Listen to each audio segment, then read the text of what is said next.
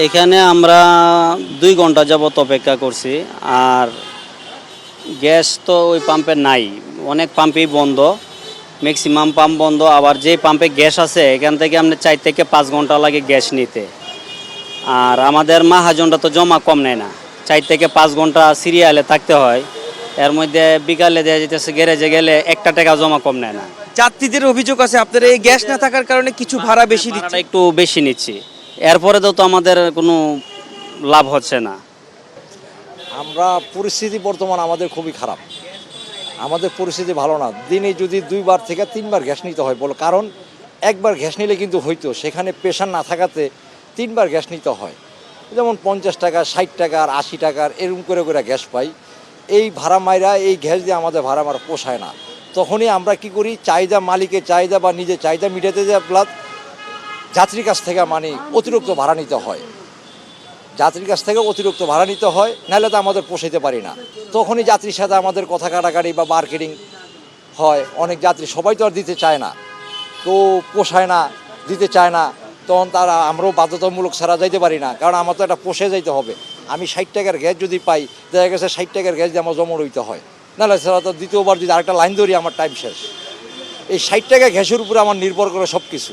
তখন এই 60 টাকার গ্যাসে আমার অতিরিক্ত ভাড়া আদায় করতে হবে, মহাজনের দিতে হবে, নিজের নিতে হবে। তখনই আমাদের একটু রাস্তার পরিস্থিতি মানে খারাপের দিকে যাইতেছে দিন দিন। AKS অর্জন করলো গিনেস ওয়ার্ল্ড রেকর্ডস। AKS পরিস্থিতি সামাল বলতে কি, আপনার আমাদের গাড়ি চালালে দৈনিক 400 গ্যাস লাগে। তো এই জায়গার মধ্যে যদি একবার সিরিয়াল দিই 3 ঘন্টা 4 ঘন্টা সিরিয়াল লাগে, তার ভিতরে পাই কত 60 টাকা 70 টাকা। তো 60 টাকা 70 টাকার গ্যাসে তো আপনার এই 400 টাকার গ্যাস কাভার করুন যায় না। অতএব আমাদের 3বার 4বার সিরিয়াল দিতে, তাহলে যদি জমা উড়ে কিছু বেতন করতে পারি, তাও 200-400 টাকা, এর বেশি না। হ্যাঁ, তো এইভাবে যেতেছে আমাদের দিন। অনেক পাম্পে গ্যাস পাই না, যাও পাই, যে পাম্পে পাই এই পাম্পে 3 ঘন্টা 4 ঘন্টা সিরিয়াল দিত। আমরা কালকে রাত 12টায় গ্যাস আইছে, এখান থেকে সকাল 8:50-এ গ্যাস চলে গেছে। রাত 12টা থেকে সকাল 8টা পর্যন্ত আমরা দিতে পারছি। 2 PSI, আর মেশিন ইয়াতে থাকতেছে 120। আগে 15 PSI থাকতো, 200 প্রেসার থাকতো। আমরা তো বলতেছি এখন গ্যাস নেই, কখন আসে তার ঠিক নাই, আপনারা এখান থেকে চলে যান, আপনারা লাইনে থাকেন না। না, এটা কিছু বলে না, এটা পেট্রোবাংলা ভালো বলতে পারে। পেট্রোবাংলার এলএনজি যদি আনতে পারে তাহলে সমস্যা কিছুটা মিটবে। হ্যাঁ, আমাদের তো আর্থিক ক্ষতি হচ্ছে।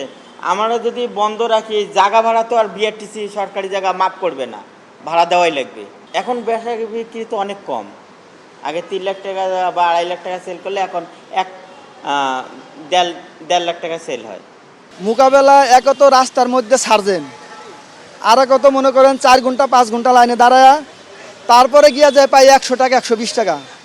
টিপ একটা মারলে আরেকটা শেষ। আমরা উবার টিপ মারি। এখন সমস্যা হলো কোনো রকম দিন যায় দিন আনে পান্তা খায়।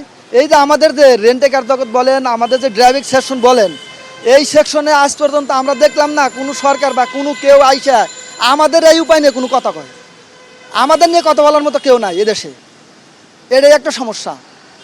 এই সমস্যার সমাধান করার মতো যত দ্রুত সম্ভব এই সমস্যার সমাধান না করলে আমাদের অবস্থা খারাপ। আর একটা কথা, এটা হলো চাকা যদি না ঘুরে দেশের রাষ্ট্রীয় চাকাও কিন্তু বন্ধ হয়ে যায়। আমার জানা মতে গাড়ির চাকা বন্ধ, দেশের রাষ্ট্রীয় উৎপাদনও বন্ধ। এটা এজন্য আমাদের আশা সরকার যেন এটা দ্রুত সমাধানের জন্য চেষ্টা করে। আমরা প্রায় 3-4 ঘন্টা লাইনে থাকেও গ্যাস পাচ্ছি না। লাইনে দাঁড়ায় আসার পরও, লাইনে আসার পরে মিটার আসা ঘোরার পড়তেছে, প্রেশার নাই, পর্যাপ্ত পরিমাণ প্রেশার নাই। 150 প্রেশার পাইলেও 200 প্রেশার মানে গাড়ি চালাতে পারতাম। আমরা গ্যাসের পাচ্ছি হলো 60, 70, 80 এরকম করে প্রেশার পাচ্ছি 8-9 ঘন্টা দাঁড়িয়ে থাকার পরে। এটা আমরা সরকারের কাছে মানে দাবি জানাচ্ছি, এটা যেন তাড়াতাড়ি যেন ঠিক হয়ে যায়।